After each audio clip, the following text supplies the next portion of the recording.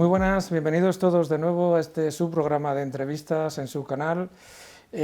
Como siempre, si es la primera vez que nos ven o es de los habituales cada día más, gracias a Dios, que nos siguen, suscríbanse a nuestro canal y denle a la notificación para recibir los programas sin necesidad de buscarles. Damos la bienvenida a nuestros seguidores del canal Aquí Radio y Ahora Televisión, el canal de CEDEU, y a nuestros compatriotas de México a través del canal de Lucía Botín. Estamos una vez más en el centro universitario, en el campus en Madrid, calle José Picón, en su biblioteca, para recibir a un invitado muy especial, a Jesús Ángel Rojo Pinilla. Jesús, muchísimas gracias por estar aquí con nosotros. Nada, Javier, un placer estar aquí contigo, estar aquí en el CEDEU y saludar a todos tus oyentes que te están viendo por las redes sociales. Tenía muchísimas ganas de entrevistarte desde hace tiempo, además, porque, a ver, vamos a empezar primero con tu currículum, porque ya de por sí necesitamos un poquito de preámbulo y de tiempo. Aparte de licenciado en Derecho por la Universidad Complutense, eres doctor honoris causa por la Universidad de Estados Unidos, de University of the Science. Mi inglés sabes que es perfecto, como se puede comprobar. Eres también doctor honoris causa por la Universidad de Xalapa, de México, director del Grupo de Comunicación y Prensa del Distrito, y además eres director del programa El Mundo al Rojo, que está de moda, por cierto, y te felicito por los últimos éxitos de audiencia que estás teniendo en general de incremento, pero en particular por la última semana. Y luego, en cuanto a condecoraciones, voy a reseñar, si te parece, las más relevantes, porque si no acabamos el programa. Orden Militar y Hospitalaria de San Lázaro de Jerusalén, académico de la Academia Diplomática del Reino de España, y ni más ni menos que caballero hispano de la Orden Imperial de Carlos V. Si a eso le unimos que eres politólogo, conferenciante, experto en comunicación e imagen, pues cuando decimos que eres un invitado muy especial, creo que no me equivoco en absoluto. Pero si te parece, vamos a hablar de una faceta tuya en tu carrera profesional, personalmente la más importante, la que más aprecia a la gente debido a lo que luego vamos a hablar, que es como escritor. Y has hecho varias publicaciones, pero hoy vamos a hablar de dos en concreto, Cuando éramos invencibles y Cuando éramos invencibles 2. Lo primero, Jesús, agradecerte que hayas sacado tiempo para estar aquí con nosotros. Sé que tu agenda es muy amplia, muy ocupada, y darte las gracias. Son dos libros, compendios cortos, relatos cortos, con un léxico muy de hoy, que se entiende muy fácilmente y que además lo bueno que tiene es que no solamente hablas de las batallas en concreto, sino que explicas cómo se llegan a ellas y, para mí lo más importante, dentro del contexto histórico, explicas el futuro. ¿Qué te hizo, aparte de tu pasión por la literatura y por la historia, emprender este proyecto? Pues mire, la verdad que la historia de España es una historia totalmente tergiversada. El leer la historiografía que nos venía, sobre todo nos venían con fuentes anglosajonas y también con una historiografía española, pues bueno, que siempre era muy negativa, ¿no? Yo me acuerdo cuando presenté Cuando éramos invencibles en Miami y me dijeron la gente, dice, es la primera vez que viene alguien aquí a hablar bien de España. Y es verdad, o sea, es que de España los peores que hablan son los propios españoles. Y cuando empiezas a descubrir la historia de España, es una historia fascinante. O sea, no se puede entender la historia del mundo si no es con la historia de España.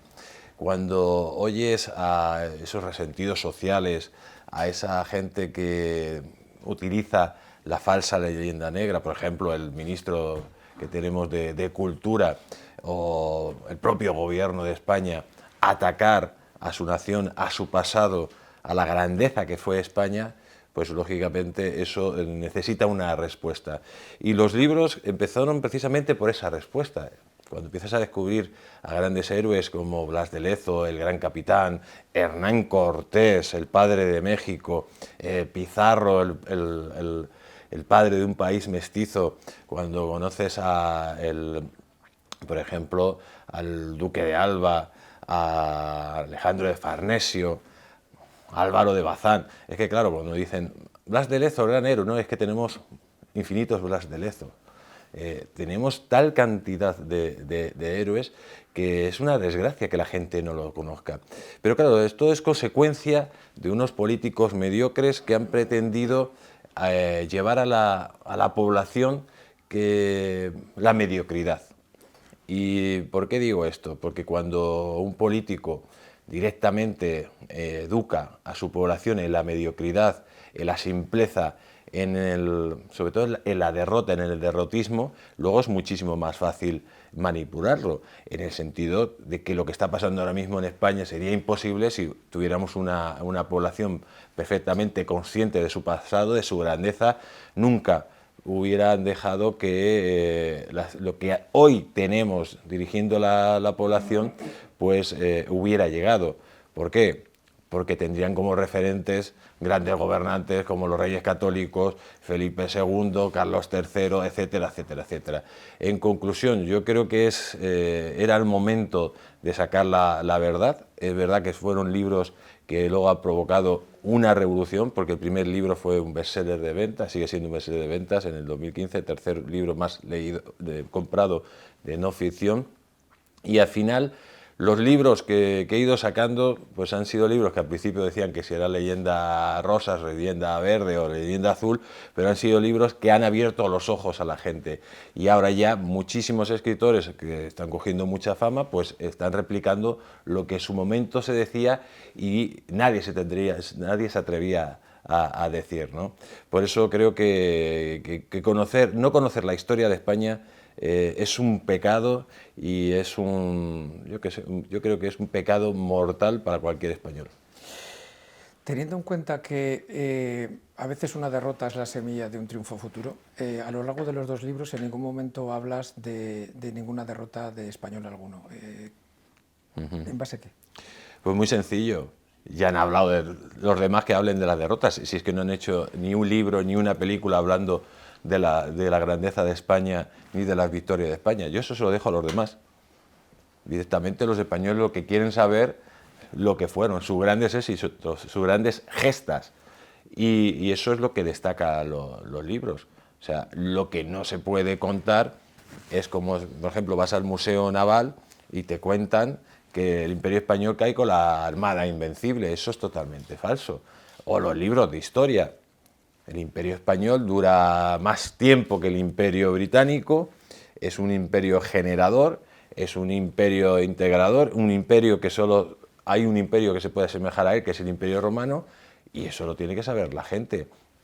España no decae con la caída de la Armada Invencible. Un año después, los ingleses mandan una flota muchísimo mayor a invadir España, y el desastre británico, que es la famosa contraarmada, es de dimensiones siderales, muchísimo peor que la Armada Invencible. Y además, esa guerra que tanto presumen los ingleses fue ganada por los españoles cuando en 1604 tienen que pedir la paz a España, y España mete bases militares en Inglaterra. Sin embargo, es que parece que es la hecatombe, ¿no? Esto es muy semejante cuando, por ejemplo, Japón ataca a Pearl Harbor. No quiere decir que Japón gana la guerra, sino todo lo contrario, que la perdió, ¿no?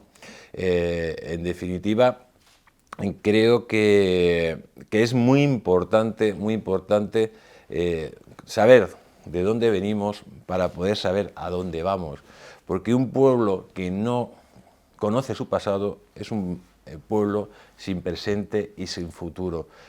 Y creo que nosotros, que somos la madre, España es la madre que ha diseminado la sangre de sus hijos por tantas naciones, creo que es de recibo, y es lo mínimo que podemos hacer por aquellos que hicieron grandes a la madre patria, contar la verdad y dejar ya de esa mediocridad y de que siempre somos los perdedores. Hemos perdido, pero hemos ganado muchísimas más veces, y somos una cultura de referencia a nivel mundial. De hecho, la cultura hispánica, la más importante ahora mismo sobre la faz de la tierra, porque son 600 millones de personas que comparten una cultura, que comparten una lengua, que comparten sangre y que comparten una forma de nacer, de vivir y de morir. Eso es lo más importante que tenemos que tener en cuenta. Y no reivindicar eso es directamente un suicidio colectivo como nación y como cultura. Hoy, a lo largo de la entrevista, vamos a hablar mucho de la leyenda negra, que tú calificas directamente de falsa. ¿Dónde, quiénes y por qué se inicia la falsa leyenda negra sobre España? Bueno, principalmente la leyenda negra habla que que empieza con los italianos, que si empieza con los franceses, que si empieza con los holandeses, que si empieza con los británicos. No, hay dos padres de la leyenda negra y tal vez luego un tercero, ¿no? Pero los principales son españoles, que es Bartolomé de las Casas. Bartolomé de las Casas, que han intentado hacerle santo, pues era un demagogo, un activista que pretendía pues tener una importancia dentro del reino y hizo de la mentira su forma de actuar. Es verdad, él era un encomendero, luego cambia y empieza a hacer una defensa de los indios, pero una defensa de los indios sobre la mentira de lo que estaba ocurriendo. Él coge del caso particular y genera pues un caso general. Por ejemplo, vamos a poner un ejemplo. Imagínense ustedes, en Madrid hay asesinatos, ¿vale? Si empezamos a sumar todos los asesinatos que hay en Madrid y solo hablamos de los asesinatos, parece que Madrid es una ciudad que todos somos asesinos, directamente, cuando no es así. Eso es lo que hizo Bartolomé de las Casas, generar, y sumando solo las desgracias que pasaban y contarlas. Y además de contarlas de forma desproporcionada, porque llegó a decir que sí había habido 15 millones de asesinatos de indios, ¿no? Cuando, por ejemplo, Ángel Rosenberg dice que cuando llegaron los españoles solo había 13 millones de indígenas, ¿no? Es una mentira tras otra. Él dice que estuvo en Perú cuando no estuvo en Perú. Él habla que en la Española había 3 millones de personas cuando era imposible. Cuando, por ejemplo, llegaron los españoles a la Española, actual República Dominicana y Haití, pues las poblaciones más grandes eran de 3.000 personas. Por lo tanto, desde el punto de vista histórico, es una auténtica aberración lo que decía este señor. Hasta tal punto odiaba a España que llegó a decir en varias ocasiones que España iba a desaparecer como nación. Esto que hizo Bartolomé de las Casas es la base que luego tomaría Guillermo de Orange para iniciar esa gran leyenda negra, falsa y torticera. Hay que recordar que Guillermo de Orange era un traidor. Porque los Países Bajos, las Provincias Unidas, se levantan contra su legítimo rey, que era Felipe II. Cuando hablan de la guerra de los 80 años, no es una guerra de que España invada Holanda, todo lo contrario. Es una guerra civil donde parte de la población que es asesinada, que es masacrada por los más famosos mendigos del mar, por los calvinistas, por los protestantes, por los herejes, como se llamaban en ese momento, pues Felipe II tiene que ir a defenderla y defender sus posesiones. Es este Guillermo de Orange el que crea también, bajo la falsa base mentira de Bartolomé de las Casas, empieza a generar esa gran mentira colectiva que desgraciadamente aquí se lo cree todo el mundo, pero como decía Gandhi, una mentira, aunque se repita 1.000.000 de veces, no se convierte en una verdad. Y eso es lo que es la leyenda negra, una auténtica mentira. Y luego hay otro gran traidor, para mí muy importante, el secretario Pérez. Un traidor vendido a los rebeldes de las Provincias Unidas, que traicionó a Felipe II y que pactó con Francia y pactó con el Reino Unido. Le dio todos los secretos, digamos, de la corona. Hay que decir que secretario Pérez era como el primer ministro de Felipe II, que provocó invasiones francesas, que provocó ataques ingleses, por ejemplo, a Cádiz, y que fue otro de los partícipes de esa gran leyenda negra. Luego, pues, lógicamente tenían nuestros enemigos, como no podían en el campo de batalla competir con España, pues se utilizaban la demagogia y la publicidad. Bueno, es normal, ¿no? Estamos en un estado de guerra. Lo que no es normal es que esa leyenda negra haya llegado hasta ahora.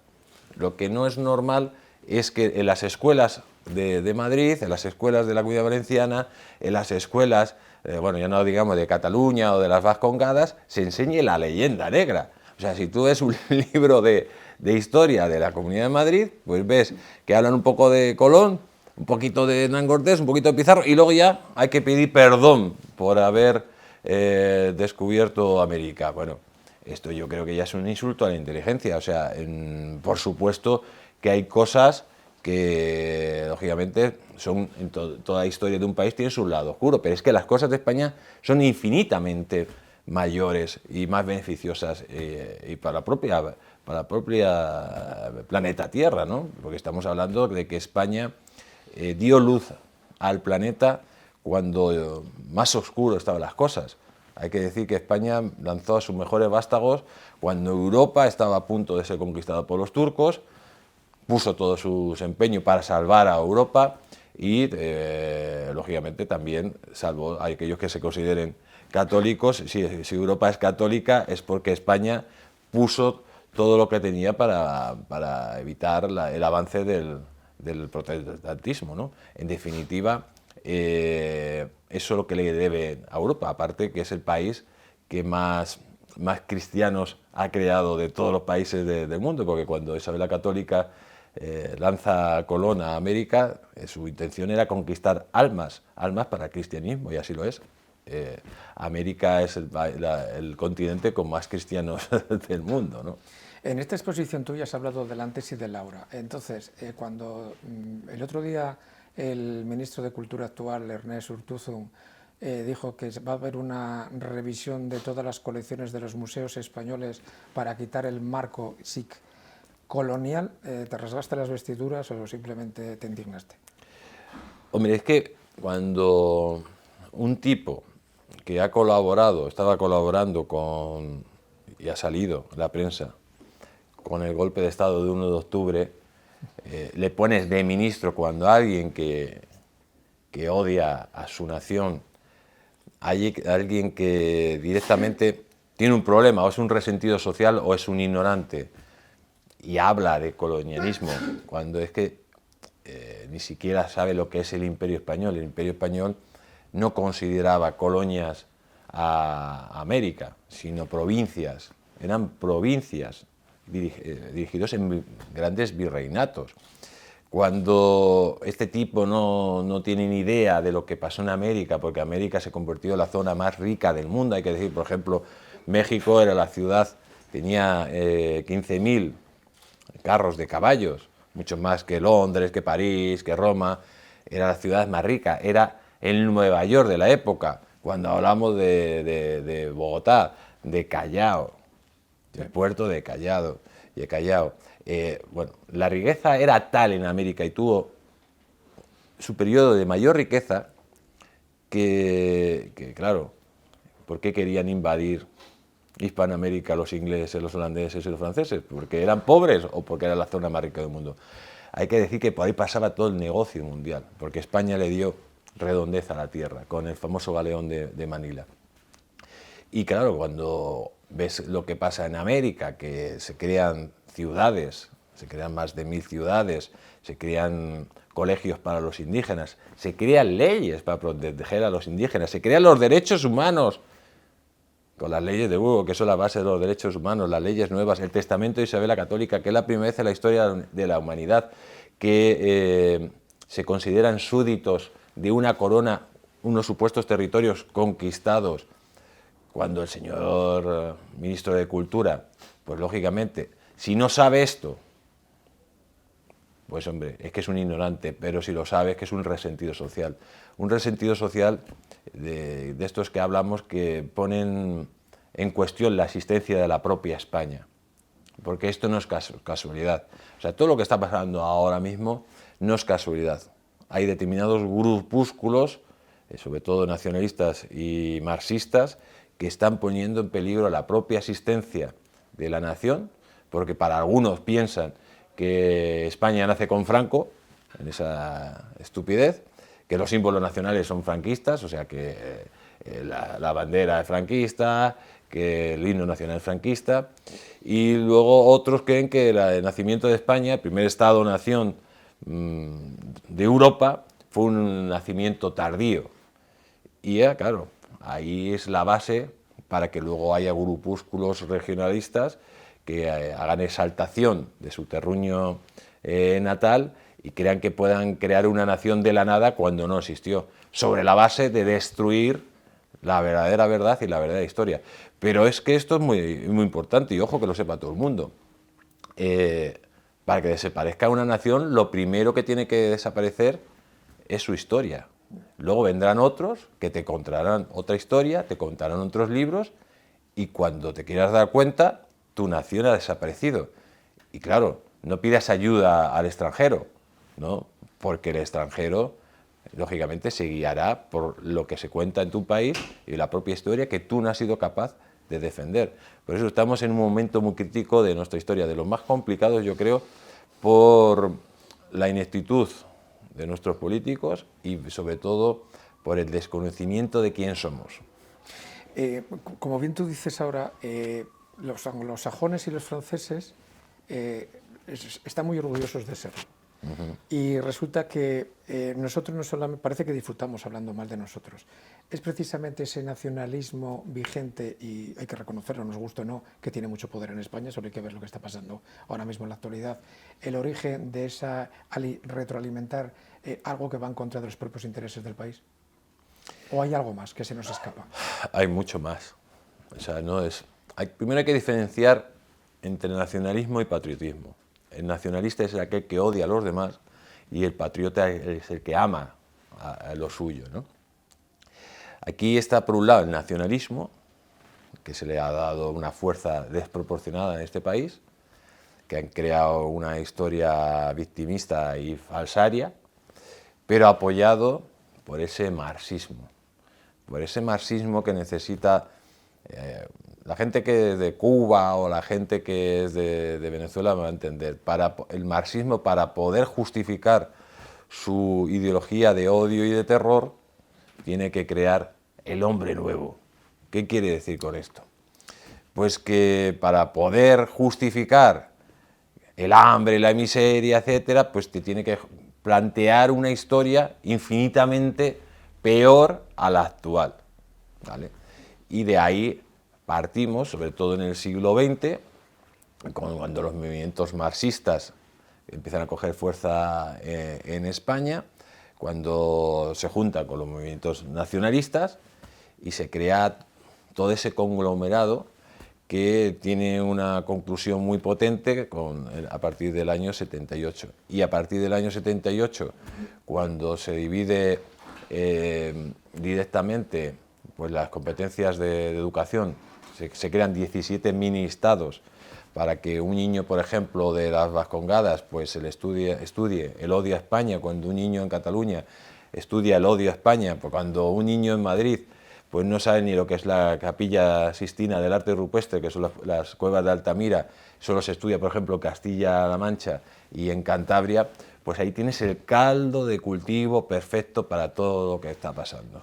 Y todo lo que está pasando es eso, vas sumando elementos y te encuentras en una realidad, que la leyenda negra, ahora mismo, una cosa que pasó en el siglo XVI, que la utilizaban nuestros enemigos por motivo de contrapropaganda de guerra, pues está más de actualidad que nunca, porque precisamente desde aquí, movimientos políticos que les han interesado lo han puesto ahora más en auge que nunca, y luego otros movimientos políticos que tendrían que hacer de contraposición, pues han mirado hacia otro lado porque no han querido hacer la guerra cultural. Esa es la realidad. Cuando he hecho la presentación, se me ha olvidado nombrar una persona que creo que es muy importante en el éxito que tienen estos dos libros, que es el pintor Augusto Ferrer Dalmau, que además escribe el prólogo del primer libro y el epílogo del segundo.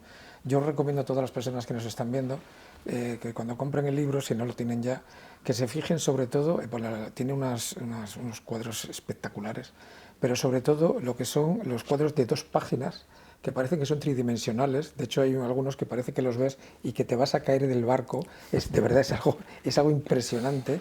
¿Es hoy por hoy Augusto Ferrer uno de los mejores pintores de la actualidad? Hombre, Augusto Ferrer Dalmau, desde aquí le mando un fuerte abrazo, muy amigo mío. Yo creo que va a pasar a la historia como el nuevo Velázquez, ¿no? Es el mejor pintor de batallas del mundo. Y tengo el honor de que siempre haya formado parte de mis proyectos editoriales, ¿no? La verdad que los libros cuentan unas historias, pero además al ir apoyado con esos cuadros que son mágicos, con ese realismo te trasladan directamente a ese momento histórico. Tenemos la suerte en España de tener a Augusto Ferrer Dalmau entre nosotros y yo creo que es una joya que hay que cuidarla y que tendría que tener pues, muchísima mayor importancia de la que se le da, ¿no? Porque en estos momentos yo creo que es uno de los pintores únicos de nuestra historia. El primer libro lleva ya 110.000, que se dice pronto, Sí. como está hoy en día el tema de las ventas de libros. Yo que entrevisto a mucha gente que escribe libros y sé de cifras, que te las cuenta luego fuera de cámara, 110.000 en todo el mundo. Fue, como bien has dicho antes, el tercer libro de no ficción más vendido y sobre todo en América ha tenido un éxito espectacular. Cuando empezaste el proyecto, ¿verdaderamente llegaste a pensar que iba a tener tanto? ¿Y a qué crees tú? Aparte de que está muy bien redactado, está muy bien escrito, insisto, es una forma de enseñar historia muy diferente, yo no la había visto nunca, porque aparte los libros de por sí, a los que nos gusta la historia, son muy enfarragosos, porque además van muchos, yo creo que a veces se dispersan, porque dan datos que no son necesarios. Tú vas muy al grano, lo explicas muy bien, en un contexto, en un léxico que se entiende tanto de gente joven como de gente mayor, pero aún así con todo, ¿qué crees tú que tiene el éxito que ha tenido, aparte de la redacción y la literatura y evidentemente de lo que hablas? ¿Qué crees que hay, ese tic que dices tú, ha sido por esto? ¿Ha aprendido alguna mecha?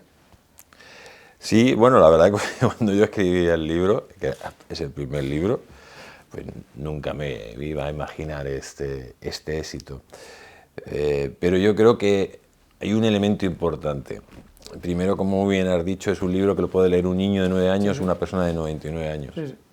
Segundo, se contaba algo, sobre todo hechos heroicos ocultos, ¿no? Que se habían ocultado a nuestra sociedad. Y tercero, yo creo que prendió esa mecha de quitar ese complejo a la gente de sentirse orgulloso de ser español. El libro tenía un lema, y yo me acuerdo cuando hacíamos las entrevistas, por ejemplo en el ABC, hicieron un titular muy bueno, se acabó ya, no vamos a pedir más ya perdón por ser españoles, todo lo contrario, tenemos que estar orgullosos de ser español. Y esa es la mecha que prendió y que ha hecho que hayan salido muchísimos libros de historia y que ahora pues empieza a contar determinados temas sin complejos. Yo me acuerdo cuando escribí, bueno, Los Invencibles de América, se empieza a contar la historia de Hernán Cortés.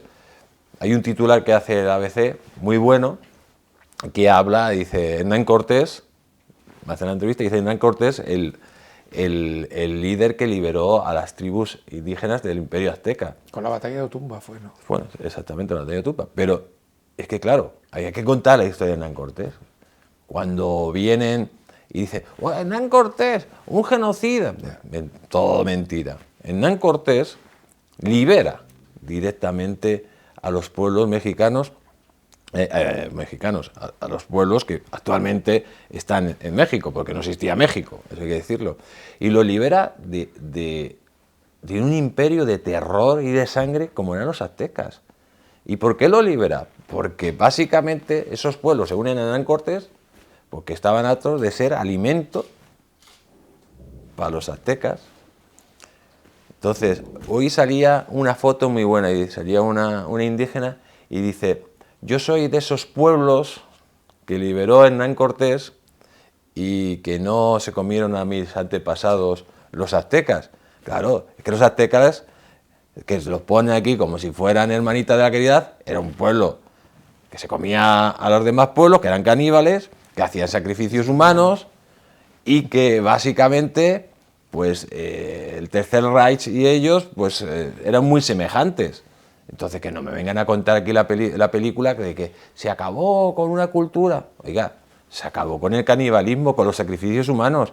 Se crea a partir de entonces lo que es la Nueva España, que va a ser durante siglos una de las zonas más ricas del mundo y cuya capital, México, era el centro económico mundial del Imperio Español, más importante que el propio Madrid. Entonces, yo creo que es que esas cosas la gente tiene que saberla. Y yo entiendo que haya gente que tiene una estructura mental que dirá, bueno, esto es un bárbaro, la leyenda rosa y no sé qué. No, pero tienes que saber la verdad, y a veces la verdad duele.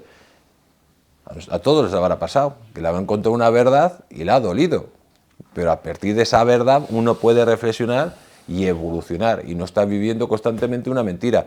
¿Qué es lo que nos han mentido? La leyenda negra es una mentira colectiva que nos intentan hacer creer que es verdad, cuando no tiene ni pies ni cabeza.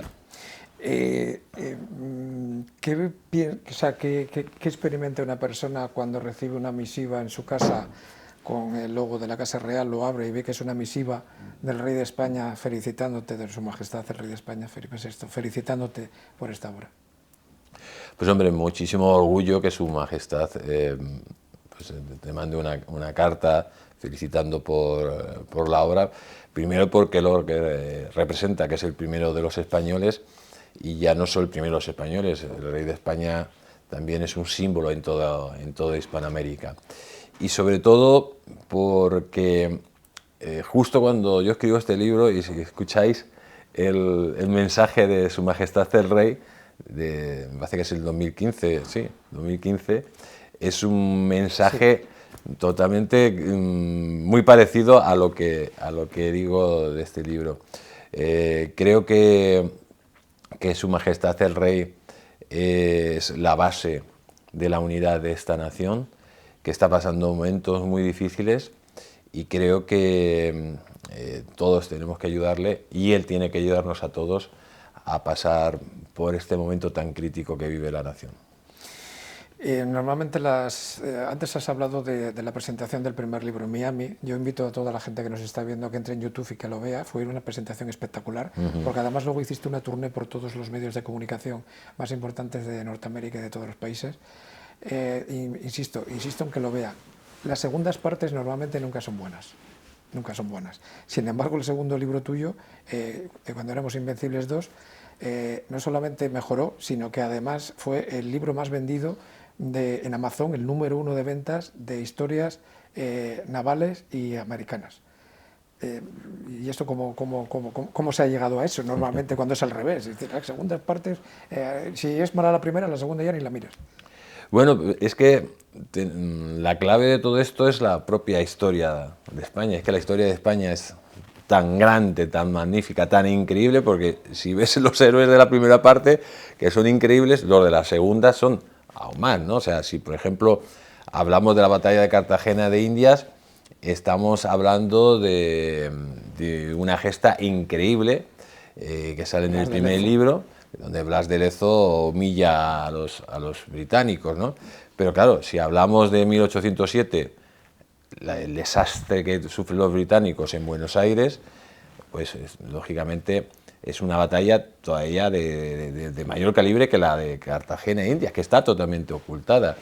Si hablamos de Fadrique de Toledo, que es el mayor marino que hubo en el siglo XVI, que era el látigo de herejes, de infieles y de franceses, pues se cuenta todas sus batallas navales por victorias. Fue el que vence a los neerlandeses en Salvador de Bahía, que recupera Brasil, bueno, el que tenía directamente bloqueado a los holandeses durante la guerra de los 30 años. En definitiva, es un héroe sin parangón. Alejandro de Farnesio. Hablaba Montgomery, que fue el mejor general del siglo XVI.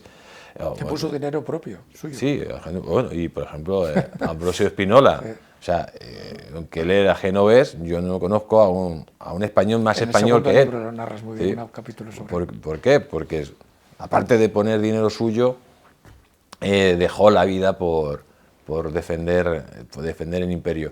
El imperio español, ojo, que a pesar de ser atacado por todos, porque se tuvieron que unir todos los países del mundo, hay que recordarlo, o sea, se unieron ingleses, las Provincias Unidas, holandeses, que en ese momento era, digamos, el gran rival, franceses, turcos, etc. Se tuvieron que unir todos, no para acabar con él, sino para que perdiera la hegemonía. entre comillas, ¿no? Porque el imperio se mantuvo durante 300 años y al principio del siglo XIX el mayor imperio del mundo era el imperio español y pasaba todavía el 50% del comercio mundial por el imperio español. A finales del siglo XVIII el imperio español es cuando alcanza su máxima extensión, cuando después se incorpora pues la parte de Alaska, San Lorenzo de Nuca, que es todo el oeste de Canadá y todo el oeste de Estados Unidos, se incorpora al imperio español. O sea, que era un imperio, era en extensión el más grande en esos momentos. Por lo tanto, creo que eso hay que tenerlo siempre en cuenta a la hora de hablar. Y todo eso no se consigue con personas tontas, con personas incapaces, no, se consiguen con grandes estadistas, con grandes funcionarios, con grandes generales, con grandes médicos, con grandes inventores, con grandes ingenieros, etcétera, etcétera. Y lo que ya estamos hartos es que cada vez que hagan una película de piratas, pues saquen al español gordito, renegrido, bajito, que su mujer es muy guapa y que viene el pirata inglés y asalta el barco como si nada y se va con la hija del capitán español, ¿no? Eso fue totalmente al revés, por ejemplo. O sea, cuando hablan de que todos los barcos españoles cuando llegaban salían de América eran asaltados, mentira. El 92% de los barcos llegaron, a lo mejor un 1% fue asaltado por piratas y el resto de los barcos cayeron, por ejemplo, por las tormentas y por los problemas con el tiempo, o más que por los ataques de los piratas. Que ojo, que cuando se asaltaba una flota española de Indias, no la asaltaban los piratas, sino flotas militares de países extranjeros. Ahora que estás diciendo eso, me estoy acordando de una anécdota que cuentas, que me estuve riendo 3 minutos, que yo la recomiendo a los que nos están viendo, y es cuando haces mención a Capitán Drake y que hablas de él como el Bin Laden de la actualidad, que me hizo me has hecho muchísima gracia, y lo de verdad es que es el Bin Laden de la actualidad. Bueno, te lo puedo asegurar que me estuve riendo bastante tiempo con eso, pero mira, preparando precisamente esta entrevista, he hablado con varias personas, algunas para recabar información y otras datos. Hay una, con lo que tú decías ahora, que en España hay muy poca gente tonta, otra cosa que nos lo hagamos a lo largo de la historia, pero me llamó mucho la atención porque hablé con una persona para pedirle una cosa que no es analfabeto en absoluto. Y en el transcurso de la conversación le dije, ¿tú sabías que España, cuando se anexionó Portugal, en ese momento tuvimos más influencia y llegamos a estar en todos los continentes, tener posesiones, y que es verdad que fuimos superiores al Imperio Romano y al Imperio Carolingio? Y me dijo, Javier, sé que estás muy imbuido en esta entrevista, dice, pero bájate un poco de la nube, en alucines. Le tuve que sacar un par de fotos y mandárselas. Y luego me dijo, hostia, pues no lo sabía. Es decir, ¿hasta dónde llega ese limpiado de memoria colectiva en un país para no ser conscientes que tan solo 8 millones de nuestros antepasados durante 2 siglos mandaron sobre 3 continentes? Bueno, es que es increíble. Es que España, mira... Es que no es fácil, o sea, tiene que ser algo perfectamente diseñado, estratégicamente marcado, claro, porque si no es imposible. Es que mira, España no solo descubre América, descubre Australia, sí, sí, y la Antártida. Y tanto Australia y como Antártida la han ocultado.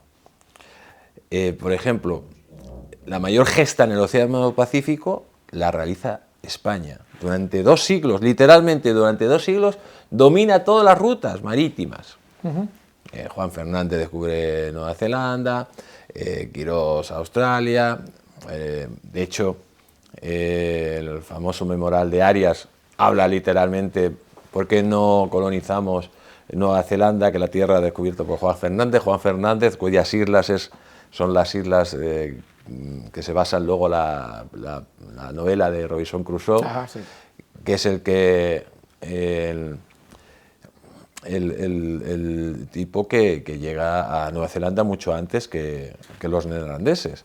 Quirós también llega, Vélez, pues también el estrecho de Vélez, que está entre Papúa y Australia, pues lógicamente, o sea, los españoles estuvieron allí porque la toponimia, los mapas y todo lo descubren muchísimo antes. ¿Qué es lo que sucede en 1762? En 1762 se produce el mayor ataque a la verdad por parte de los anglosajones. Se toma Manila y se toma los depósitos culturales de los mapas y las cartas marítimas que se apropian ellos de todo el Pacífico.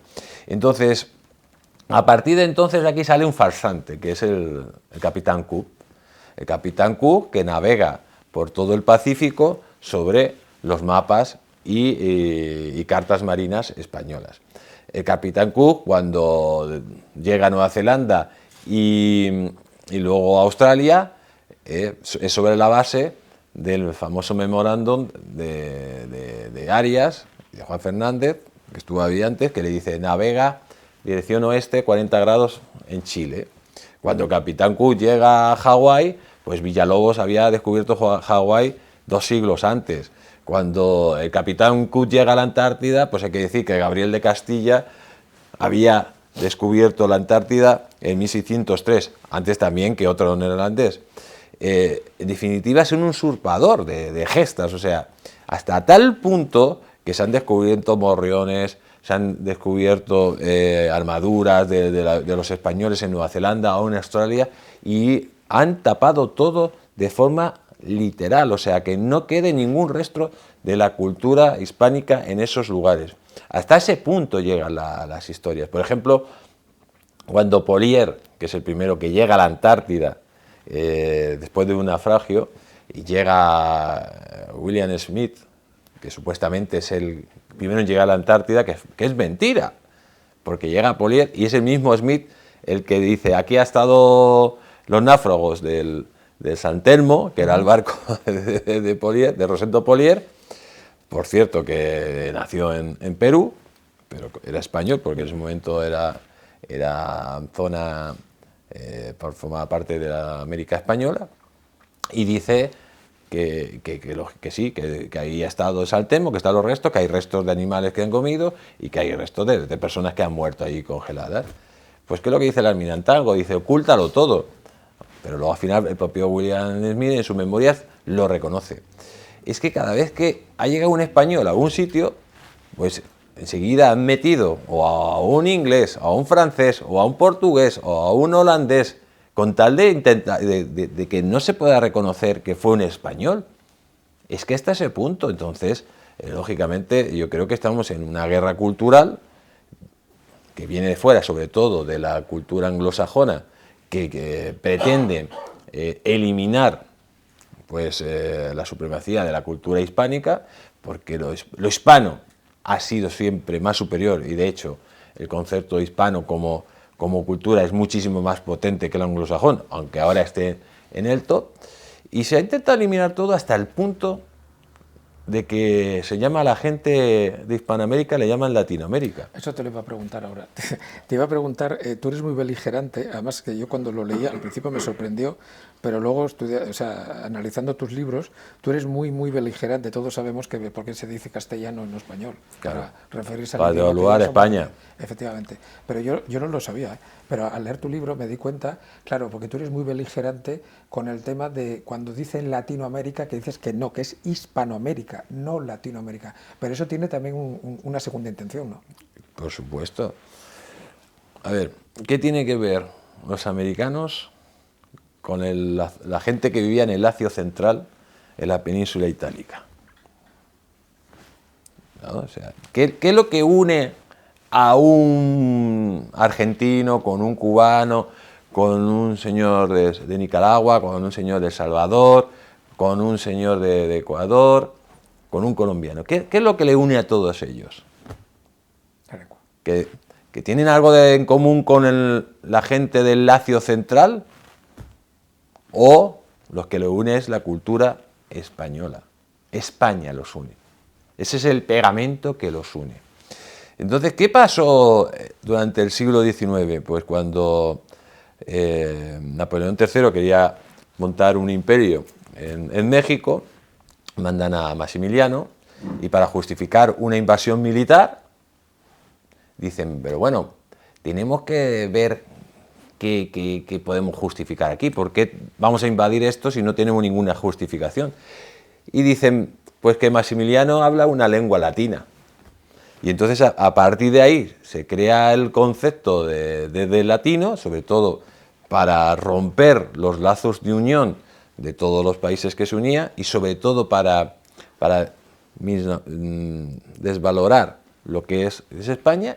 Increíblemente se empieza a repetir como un loro, dice Julián Marías, que no se entiende todavía cómo, se empieza a repetir Latinoamérica, Latinoamérica, Latinoamérica, y ahora mismo es Latinoamérica. Incluso hablan de la raza latina, pero ¿cómo puedes hablar de raza latina? Puede haber raza blanca, raza negra, raza mestiza, no puedes hablar de raza latina cuando en Hispanoamérica está lleno, hay indios, hay mestizos, hay blancos, etcétera.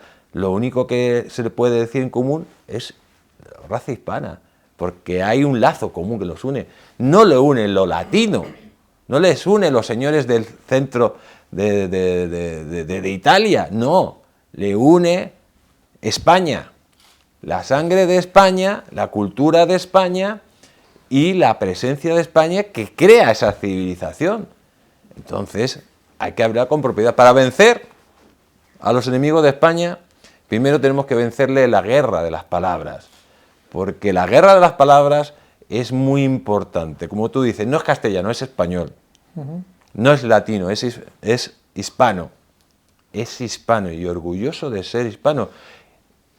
Y orgulloso del poder hispano, porque es que lo que tiene que darse de cuenta toda Hispanoamérica es que si ahora mismo hubiera un tipo de unión de todos los países que representan la hispanidad, sería la mayor potencia mundial. Seríamos los primeros en las Olimpiadas, seríamos el país económicamente más fuerte del mundo y además unido por lazos que otros países no tienen, porque por ejemplo el Imperio Británico, ¿qué tienen en común los ingleses con Egipto, que estuvieron, o con Camerún? Nada. Los ingleses donde tienen algo en común con Australia, precisamente porque exterminaron a todos los indígenas para hacer una política de sustitución de indígenas por anglosajones. Los españoles hicieron todo lo contrario, fue una política de implementación del español y de unión de razas, hasta el punto que las noblezas aztecas, la nobleza inca, etcétera, pues formaban parte del establishment de la época. De hecho, la primera mestiza, digamos, aristócrata mestiza es la hija de Pizarro, que se casó con una familiar directamente de Atahualpa, que es Francisca Pizarro Yupanqui. Ahora que estás diciendo esto del tema de sustituir la palabra España o hispano en todos los sitios, ¿tiene algo que ver también que recientemente se ha sustituido el 12 de octubre por el Día de la Hispanidad por la fiesta nacional? Es decir, que subliminarmente han quitado del medio. ¿Eso ha tenido algo que ver también? ¿Está dentro de la batalla cultural? Claro. Bueno, si es que el día, a ver, la hispanidad es un concepto que no viene de España, viene de Argentina, precisamente. Y yo creo que la reconquista de todos esos valores tiene que venir de la propia Hispanoamérica. ¿Por qué? Porque en Hispanoamérica hay que hacer una gran reflexión, y en España, por supuesto. La fiesta nacional, vale, pero es el día de la hispanidad, donde 600 millones de personas comparten un legado común, comparten unas raíces, comparten una sangre y comparten una lengua que no es el castellano, sino el español. Porque yo no conozco la Real Academia del Castellano, sino la Real Academia de la Lengua del Español, ¿no? Sí, claro. Y está. Entonces, creo que se tenía que reivindicar, puede ser Día de la Fiesta Nacional, Día de la Hispanidad. ¿Por qué? Porque no es un hecho que se acote ese día, es el día más importante, es el hecho histórico más importante en la historia universal después del nacimiento de Jesucristo. Y no es un hecho que solo afecta a los españoles, sino que afecta a millones de personas y afecta para celebrarlo. Porque, por ejemplo, los ingleses, los franceses, ¿qué celebran? La caída de la Bastilla. Y nosotros, ¿qué celebramos? Pues el descubrimiento de un continente y sobre todo la generación de de la gran civilización hispánica que une a 600 millones de personas. Mucha gente dice que 300 años de invasión que fueron demasiados. Sin embargo, tú dices lo contrario. Te he escuchado decir que si no hubiera sido porque España estuvo hace 500 años allí, hoy por hoy México, Nicaragua, Puerto Rico, Cuba, Venezuela, Argentina no existirían. ¿En qué te basas? En que no existirían. Así sin más. Claro, o sea, si México se conoce como actualmente, ¿quién crea México? Lo crea Hernán Cortés. O sea, cuando llega Hernán Cortés, ¿qué se encuentra? A un pequeño imperio que domina una parte del actual México, que son los aztecas, con multitud de tribus sometidas a un régimen de terror. Se acaba con ese régimen de terror, se acaba con ese genocidio, porque eso sí fue un holocausto, hay que decirlo. Porque, ahora te voy a preguntar por eso. Bueno, si quieres luego me preguntas por eso. No. Sigue. Digo, se acabó con un holocausto porque es que era tal la cantidad de gente que se sacrificaba que el imperio azteca estaba a punto de colapsar. Ojo. O sea, se llegaron a sacrificar, según algunas fuentes, en 4 días 80.000 personas. Y hay que decir que el empresario de la carne ahí era el gran sacerdote que luego la vendía. Cuando nosotros decíamos esto, yo lo decía cuando en mi libro, en el 2016, que había lógicamente fuentes, y lo decía Hernán Cortés, cuando han salido los informes de los forenses y han descubierto los huesos con las marcas de los dientes, han descubierto la famosa torre de cráneos que tanto hablaban, pues se hace mostrar la realidad. Por ejemplo, Mel Gibson en Apocalipto pues muestra a los mayas, sí, que supuestamente eran más light, y vemos ahí una violencia extrema, ¿no? ¿Qué es lo que quiero decir? Que el actual México nace a partir de la fusión entre indígenas y español, con un desarrollo de una cultura que no hubiera existido si lo hubiera hecho en los anglosajones. Y te pongo un ejemplo: Estados Unidos. Donde estuvieron españoles hay indios y mestizaje. Donde estuvieron los anglosajones no existen los indios. Y en Estados Unidos, ¿cuánta población indígena queda? Un 0,5%, y principalmente en la zona, en el oeste. ¿Y a dónde los metieron? En reservas.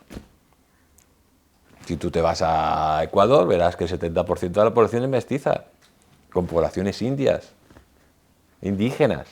De hecho, los indígenas tenían un fuero especial que les protegía la corona. ¿No tiene algo que ver eso de 1512, las leyes de Burgos? Bueno, claro, las leyes de Burgos, es que claro, hay que meterse en el contexto del siglo XVI.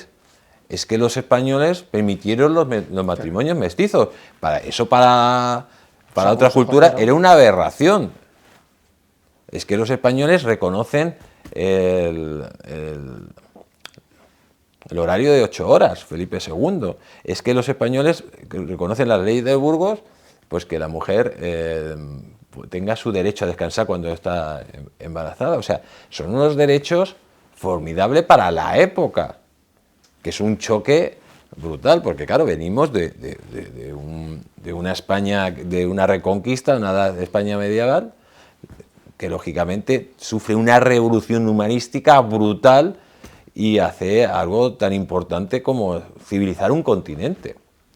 Hasta el punto, hay que decir, que civiliza un continente, que construye ciudades, porque es que España lleva conocimientos básicos a América, como la rueda, que no la tenían, la escritura, la música.